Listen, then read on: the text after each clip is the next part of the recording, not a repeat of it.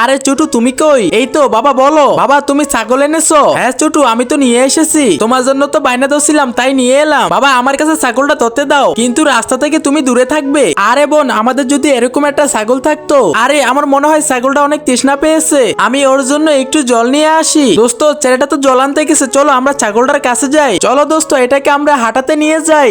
আরে আমার ছাগলটা এখান থেকে কোথায় গেল? আরে ওই মেয়েগুলো আমার ছাগল নিয়ে হাঁটতেছে কেন?